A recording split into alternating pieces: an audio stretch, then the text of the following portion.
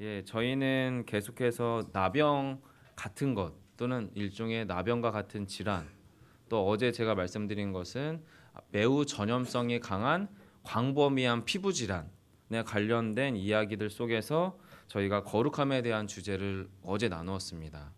두 가지 이야기를 했어요. 제사장이 의사가 아님에도 불구하고 진찰합니다. 판단합니다. 그리고 그 환자가 나병이므로 부정하다, 정결하다라고 하는 기준을 제사장이 왜 세우느냐, 의사도 아닌데. 이제 그러면서 제사장이 갖고 있는 책무, 이스라엘 백성들 공동체 안에서 말씀을 받는 자로서의 책무를 감당하는 사람은 선지자요. 그리고 그 말씀이 옳게 행하여지고 또 그 말씀 가운데에서 순결한 삶, 구별된 거룩한 공동체의 본래적 삶을 살아가도록 순결성을 유지하는 책무가 제사장의 임무이기 때문에 제사장이 그 역할을 합니다라고 하는 이야기를 나누었습니다. 그리고 신약 시대로 넘어와서는 모두가 베드로의 고백처럼 모두가 거룩한 제사장으로 부르심을 받은 모든 주의 성도들이 1차적으로는 교회 안의 목회자가 또한 전체적으로 최종적으로는 모든 성도가 바로 이 순결함, 거룩함을 온전히 구별해내고 지켜나가는 임무가 저와 여러분 모두에게 주어진 것입니다라는 이야기를 첫 번째로 나누었고요. 또 한 가지는 예수님은 이 땅에 오셔서 나병 환자를 고치셨는데 하나님께서 나병 환자를 진찰하고 판단하고 구별하게는 하셨지 본문 어디에도 그 환자들을 낫게 했다라고 하는 내용들이 모세오경에는 등장하지가 않습니다. 예, 물론 모세가 이제 손을 옷 안에 넣었다가 품 안에 넣었다가 뺐을 때에 순간적으로 이제 하나님께서 그와의 약속적인 차원에서 그 나병을 낫게 하신 케이스는 있어도 실제적으로 나병 환자를 고쳤다는 기록들은 없거든요. 그럼 왜 예수님께서는 나병 환자를 고치셨는데 하나님은 그들을 고치시지 않은 상태로 진영 밖에 둔다거나 또는 진영 안에 일주일 정도 가두어서 격리 수용하게 했는가라고 하는 부분을 같이 의논하면서 하나님께서 이스라엘 백성 공동체의 영적 유익을 위해서는 바로 그런 환자들을 그대로 두는 것이 유익하다라고 결정하셨기 때문이다라고 하는 것을 저희가 믿음으로 고백하자라고 말씀을 드렸어요. 그러면서 우리의 삶에서도 정말로 나병 같은 것처럼 진저리 처지도록 해결되지 않는 모든 고난의 문제들에 대해서 이것들이 하나님께서 저와 여러분의 삶 가운데 어떠한 영적 유익을 위해서 허용한 것임에 대한 믿음을 가지자라고 말씀을 드렸지요.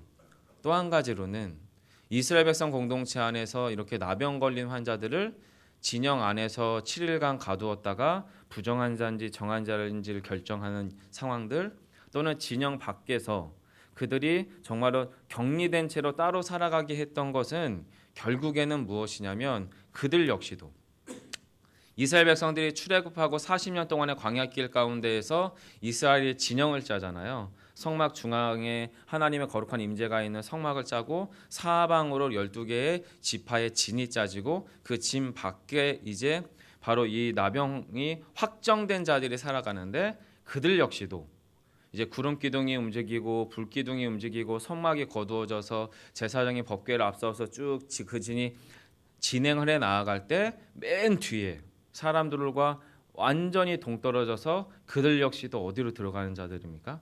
가나안으로 들어가는 자들인 거죠. 그래서 이제 그 본문 안에서 우리들 역시도 교회 공동체 안에서 외적으로 드러나는 어떤 표지가 그 안에 그리스도가 있는 것은 분명한데 그 안에 하나님의 은혜를 맛본 것은 분명한데 그 어떤 외적인 모습들이 우리와 다르다는 이유들로 신앙적인 편견으로 그들에 대해서 우리가 오만하거나 교만하지 말자라고 하는 이야기 등을 저희가 어제 나누었습니다. 예, 제가 이렇게 이야기를 하는 이유는 이제 본문하고 다른 관점이 사실 오늘 본문이 등장하기 때문에 서론을 조금 길게 다룬 거예요. 여러분 오늘 본문을 보시면 세 가지의 외적인 환경 또는 외적인 어떤 조건이 등장을 합니다. 원인이 될 수도 있고요. 첫 번째가 뭡니까? 종기입니다. 그리고 두 번째가 화상, 세 번째가 오미예요. 앞에서는 그것과 좀 전혀 다른 상황들, 나병이 제사장으로부터 판별하는 판별법에 관한 이야기들이 어제 나왔다면 오늘은 그것과 조금 다른 케이스인 거예요. 이미 그 사람에게는 어떤 외적인 상황이 드러났습니다. 원인이 있어요.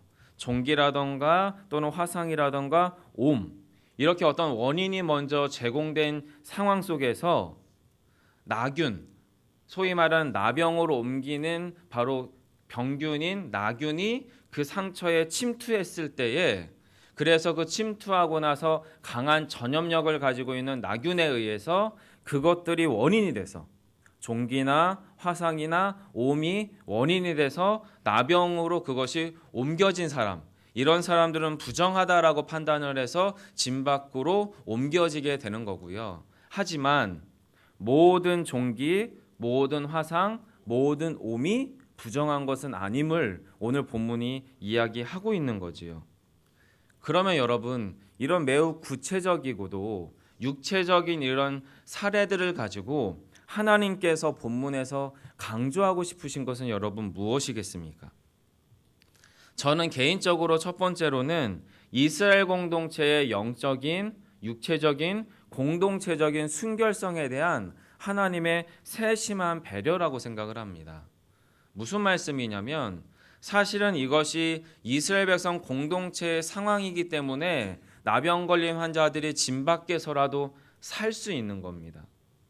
이 당시의 고대 사회에서는 이런 식으로 신의 저주에 가까운, 더 엄밀하게는 신의 저주라고 확정되어 있었던 질병에 걸린 나병 환자 같은 사람들은 살아남지가 못했습니다. 사실은 같이 살 존재들이 아닌 거예요. 하지만 여러분 유심히 보시면 이런 전염성에 걸린 나병 환자도 그 병에 걸리기 전에는 누군가의 아버지이고 어머니이고 자식입니다. 즉 하나님께서는 진 밖에 머물러 있을지라도 그들이 어떻게 해요? 그렇게라도 해야 같이 사는 거 아니겠습니까? 진 안에 있는 자녀가 사는 거고, 남편이 사는 거고, 아내가 사는 거고, 진 밖에 있는 나의 어머니가, 나의 아버지가, 나의 자녀가 사는 법인 거죠. 같이 살아가야 되니까 하나님께서는 그렇게 구별시키심으로 그들이 같이 살아갈 수 있는 환경을 조성시켜 놓은 거예요. 그런데 예수님 시대에 그것이 옮겨와서는 그것이 매우 교묘한 수로 악용되었던 거죠. 특히나 요한복음 5장에 등장하는 베데스다 연못의 사건들 안에, 솔로몬의 행각 안에, 바로 그 5개의 솔로몬의 행각 안에 여러 병자들이 그 안에 격리 수용되어 있죠. 그리고 여러분, 격리 수용되어 있는 그들이 어디에 있는 겁니까? 예루살렘 성 안에 있습니다. 여러분, 유대인들은 매우 교묘했습니다. 자신들은 하나님으로서 선택받은 민족이라고 하는 것을 스스로 자부하면서 동시에 그들은 나는 하나님으로 선택받았을 뿐만 아니라 자비롭기 때문에 어떻게 해요? 그들을 거기에 개토처럼 격리 수용해 버리는 거죠.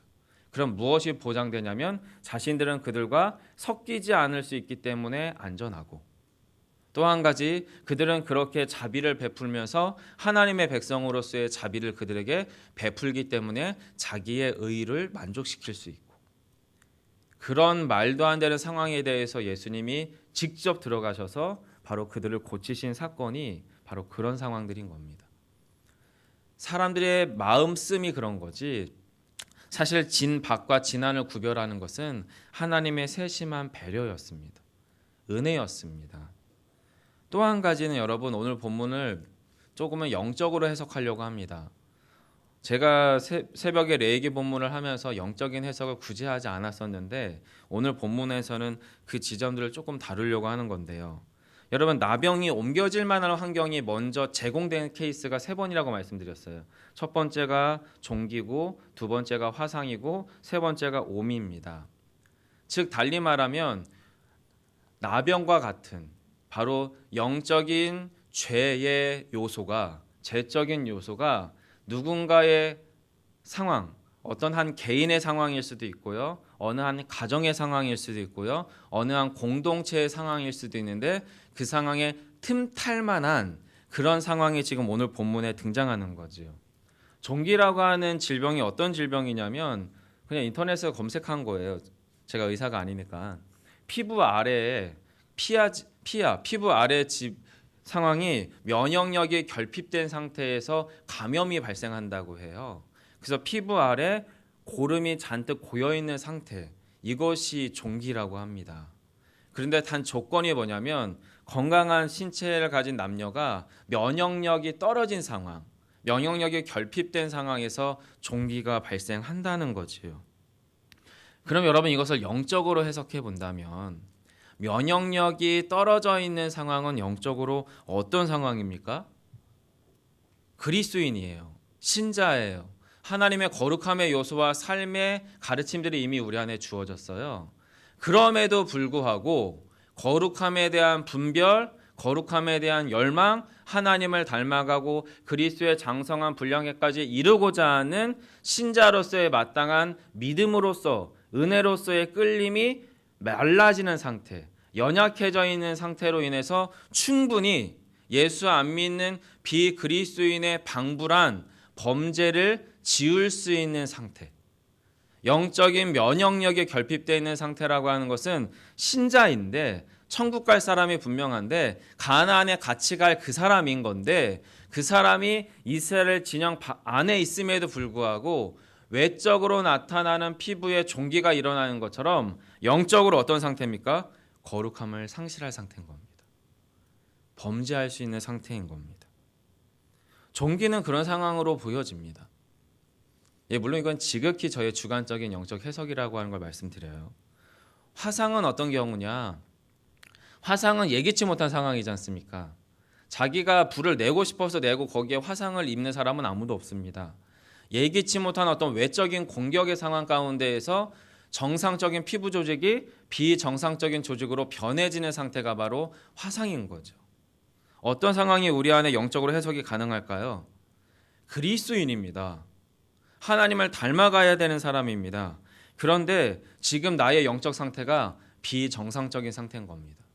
그래서 충분히 죄로 인해서 오염될 수 있는 취약 상태를 말하는 겁니다. 앞하고 비슷한 맥락일 수는 있겠죠. 하지만 앞에서는 어떤 상황입니까? 이미 그 안에 죄된 요소가 틈타서 자신의 영적 거룩한 어떤 신체 또는 어떤 삶의 모습 안에 죄가 고여있는 상태라면 지금 화상은 외적으로 그것이 틈탈 수 있는 매우 취약해져 있는 상태인 거지요. 화상으로 비견될 만한 우리 안에 어떠한 상황들이 있을까요? 고난이 있겠죠.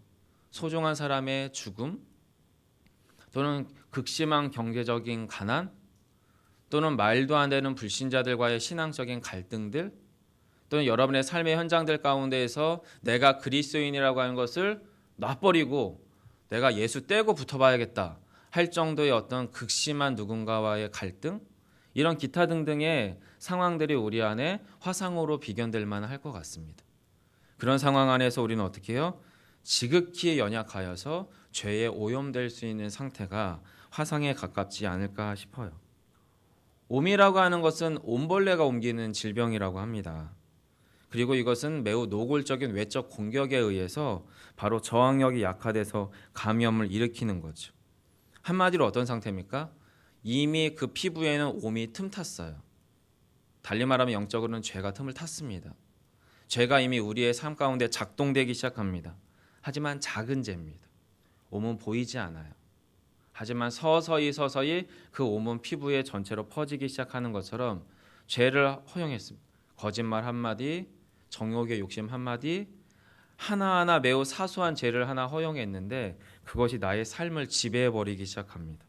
그리고 더 크고 파괴적인 죄가 우리의 삶 가운데 활짝 열려져 있는 상태.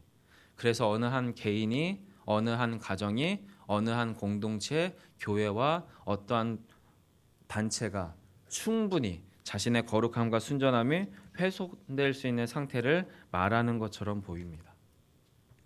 여러분, 물론 이것은 저의 영적인 해석입니다. 하지만 레위기가 하나님의 거룩함 가운데에서 내가 거룩하니 너희도 거룩하라고 하는 하나님의 거룩함의 부르심 가운데 있는 책으로서 바로 이 세 가지 케이스가 레위기에 속해 있던 이스라엘 백성들에게는 육체적인 거예요. 이 육체적인 것을 문자적으로 받아서 우리 시대에 적용해버리면 저와 여러분은 죄송하지만 이단되는 겁니다. 레위기의 본문에 등장하는 종기 환자들, 옴 환자들, 화상 환자들을 우리가 부정하다 말할 수 없는 거잖아요. 그럼 신약 시대를 살아가는 저와 여러분에게는 약간의 영적인 해석은 필요해 보이는 거죠. 자, 그러면 이런 상황들, 영적인 케이스들 안에서 저와 여러분 가운데 종기와 같은 또는 화상과 같은 옴과 같은 영적 환경과 상황들이 열려있고 주어진 상태에서 죄가 틈탐으로 제사장된 예수 그리스도께서 저와 여러분 가운데 정하다 부정하다 판단 내릴 수 있는 영적인 케이스와 상황들이 저와 여러분 가운데 있을 수 있음을 여러분 우리가 인정하기를 바랍니다. 무섭고 떨리는 이야기지만 그리스도인도 죄 지을 수 있잖아요. 그리스도인도 심각하지 않은 옴과 같은 작은 죄 가운데서 그대로 허용해 버림으로 말도 안 되는 엄청난 죄 가운데 휩싸일 수 있지 않습니까? 그런 상황들이 여러분 레위기를 통해서 우리 안에도 가능하구나라고 하는 것을 인정하자라는 겁니다. 그럼에도 불구하고 하나님께서는 이스라엘 백성들을 향한 거룩함의 열망이 참으로 크셨습니다. 그래서 앞에 있는 본문이나 오늘 본문에서도 7일이라고 하는 시간이 등장합니다. 7일 동안의 격리 수용, 이것은 어디 안에서 일어나는 거냐면 이스라엘 진영 안에서 일어나는 겁니다. 아주 정확하게는 그 진 중앙에 하나님의 거룩한 임재가 허용되고 도달하는 성막이 존재하고 있는 이스라엘 진 안에서 7일 동안 환자가 그 안에 격리되어 있는 겁니다. 여러분, 이 격리가 무엇을 위한 가정이겠습니까? 회복을 위한 가정입니다. 회복을 위한 가정. 앞에 있는 종기도 옴도 화상도 그 당시에 고대인들 입장에서 여러분 24시간 눈을 뜨고 숨 쉬고 있는 순간 동안 자신의 몸뚱아리를 가만히 둘 수 있는 사람은 아무도 없었습니다. 달리 말하면 그들의 병의 상태가 악화될 수밖에 없는 환경들이 고대인들의 삶의 환경 속에는 언제나 놓여 있었어요. 옷이 많지 않아요. 그래서 자신이 화상 입은 환자일지라도 옴 걸린 환자일지라도 자신의 그 상처나 있는 그 상처에 세균들이 그대로 있는 옷을 입을 수밖에 없는 환경 가운데 놓인 사람들이 바로 그들이었을 겁니다. 자신의 몸을 쓰지 않고서는 생활이 불가능한 인간의 최대한의 노동력으로 최대한의 생활 환경을 만들어낼 수밖에 없는 고대인의 환경 속에서 7일 동안 가만히 아무것도 안 하고 알몸으로 격리 수용되어 있는 상태는 쉼입니다. 자신의 육신 안에서 자연적인 치유력이 쭉 올라와서 그것이 종기든지 화상이든지 옴이든지 자가 치유될 수 있도록 시간을 벌어주는 것, 다른 공동체가 대신 노동하고 대신 수고하고 대신 애씀으로써 그가 온전히 일어설 수 있도록 시간을 기다려주는 것, 이것이 무엇입니까? 이것이 교회가 행하는 영적인 권징이라고 하는 겁니다. 교회 성도들 안에 연약함이 있습니다. 교회 성도들 안에 믿음으로부터 흔들리는 상태의 사람들이 있습니다. 그들에게 어떻게 해요? 권면합니다. 그리고 기다려줍니다. 용서하고 품어주고 또한 그를 위하여 하나님의 은혜를 구합니다. 때로는 두세 사람이 찾아가서 매우 따끔하게 징계에 가까운 훈계를 하기도 합니다. 그러면서 그가 영적으로 온전히 어떻게 해요? 교정되도록 기다려주는 시간. 그래서 7일간의 장막 안에 홀로 있으면서 철저하게 이 질병 가운데에서 나는 부정한 자가 될 수도 있고 정한 자가 될 수도 있다라고 하는 영적인 기로 안에서 그가 누구만을 바라보게 되냐면 하나님만을 바라보게 됩니다. 사랑하는 성도 여러분, 하나님께서 7일간의 격리의 시간을 이스라엘 공동체 안에 허락하는 이유, 때로는 우리 교회 공동체 안에서 가까이 있는 누군가에게, 때로는 목회자를 통해서, 장로를 통해서, 권사를 통해서, 또는 가까운 교인들, 바로 지인된 우리 교우들을 통해서 집사님 그러시면 안 됩니다, 장로님 그러시면 안 됩니다, 목사님 그러시면 안 됩니다라고 하는 사소한 흘러가는 그 이야기 하나가 여러분을 비판하고 비난하면서 자기 의의를 내세우기 위한, 나를 위한 공격으로 굳이 받아들이실 필요가 없습니다. 그렇게 받아들이는 것도 문제고 실제로 그렇게 만약에 권면한다면 그 사람도 심각한 질병 가운데 놓여있는 사람일 거예요. 하지만 교회 공동체는 이상적으로는 그러면 안 되는 거죠. 7일간의 시간은 사실 우리에게 그것을 말해주는 겁니다. 마지막으로 한 가지, 오늘 본문을 보시면 여러분 종기, 화상, 오모로 인한 상처가 있었어요. 그리고 그 가운데서 그 상처에 대한 상황들을 제사장이 판단하고 구별합니다. 그런데 본문에 보시면 여러분 7일간 격리 수용되면서 그 가운데서 더 이상 피부에 그것이 전염되거나 확산되거나 퍼지지 않으면 제사장은 화상 환자든 종기 환자든 몸 환자든 그들을 어떻게 해요? 정하다, 정결하다라고 판단합니다. 이것을 영적으로 드러나면 해석해보면 어떤 의미냐면 내 신자들은요, 외적으로 종기와 같은 화상과 같은 몸과 같은 죄에 빠지거나 또는 심지어 죄를 짓거나 또는 죄를 지을 만한 환경 가운데 있을 수 있습니다. 이것은 신자의 연약함입니다. 이 땅을 살아가는 거룩함을 추구해 나가는 성화를 향해 나아가야 되는 그리스도의 장성한 분량으로까지 나아가야 되는 모든 신자들이 처할 수밖에 없는 자연스러울 수 있는 환경이에요. 하지만 그 환경 안에서 그 상황 안에서 죄가 작동되지 않을 수 있도록 영적으로 분별할 수는 있어야 됩니다. 아, 내가 이 말 한마디로, 이 행동 하나로, 이 생각 하나로 내 안에 죄가 나를 지배할 수도 있겠구나. 내가 그리스도인 되지 않은 삶을 살아낼 수도 있겠구나라고 하는 영적인 감각, 센스가 있어야 된다라는 거예요. 이것을 청교도 신학자들의 교리로 빌려서 쓰자 보면 죄와 싸우고 피 흘리기까지 죄를 죽이라고 하는 죄 죽임에 관한 교리를 청교도 신학자들은 이야기합니다. 청교도 신학자 중에서 황태자라고 불려주는 존 오웬이라고 하는 신학자가 있어요. 그는 죄 죽임의 교리에 대해서 거의 해부학적인 수준으로까지 교리를 풀어가고 있습니다. 그런데 이 존 오웬에 관한 이야기를 죄와 유혹이라고 하는 책에 서문을 쓴 제임스 패커라고 하는 오늘날의 신학자가 서문에서 이런 이야기를 합니다. 잠시 읽어드릴게요. 기독교에서 말하는 거룩함이란 우리 영혼 안에 복음이 심기어지고 기록되고 실현되는 것, 즉 말씀이 우리 마음 안에서 은혜로 변화하는 것입니다. 무슨 이야기입니까? 말씀이 들리고 읽히고 깨달아지고 그것이 우리 마음속에 어떻게 해요? 온전히 각인돼서 그 말씀으로 인하여 우리의 마음이 변화되는 상태라는 거예요.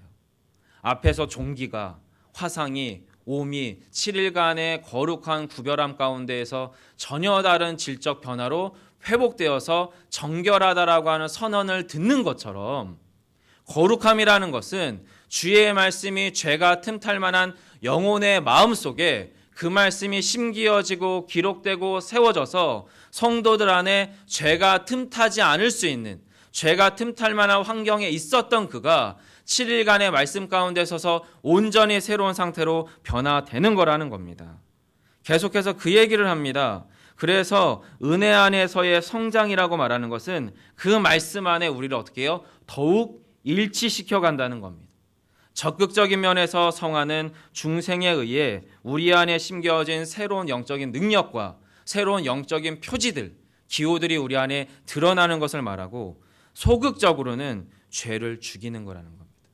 죄를 분별하고 죄와 싸운다는 거죠. 왜냐하면 죄는 매우 더디지만 매우 힘들지만 그렇게 점진적이고 지속적으로 그 죄와 싸우지 않고는 우리 안에서 그 죄는 어떻게 해요? 왕노릇합니다. 실제적으로 죄가 우리를 압도하고 절대적으로 강력하다고 느낄 수밖에 없는 이유가 뭔지 아십니까? 우리가 그 죄를 사랑하기 때문이에요. 음욕은 욕구입니다. 하지만 음란은 죄입니다. 자랑은 욕구입니다. 하지만 그 자랑에 기초한 거짓말은 죄입니다. 여러분, 그 미묘한 차이가 저에게만 있나요? 모두에게 있지 않습니까? 그것에 대한 싸움이 이스라엘 백성들 안에나 저와 여러분 안에 있기를 소망합니다. 말씀을 맺겠습니다. 저는 레위기를 통해서 한 번 더 거룩한 하나님을 만납니다. 그리고 그 거룩한 하나님이 우리 안에 원하시는 거룩함의 열망이 얼마나 크며 얼마나 세심하며 얼마나 실제적인지를 느낍니다. 그리고 그 가운데에서 저의 한없는 연약함들과 부족함이 있지만 제가 거룩한 이스라엘 공동체 안에 머무는 것으로 인하여 감사합니다. 때로는 진 밖에 있는 나병 환자와 같은 상태가 저일 수도 있겠고, 때로는 가운데 있는 거룩한 성막을 열망하는 그 어떤 신자의 열망이 저의 모습일 수도 있겠습니다. 그 어떤 상황이든 그는 가나안으로 가는 사람입니다. 천국이 우리의 최종적인 목적지인 걸 여러분 열망하신다면 오늘 하루도 하나님의 거룩함을 사모하며 죄와 싸우시는 저와 여러분 되기를 원합니다. 기도하겠습니다. 살아계신 아버지 하나님, 감사합니다. 고맙습니다.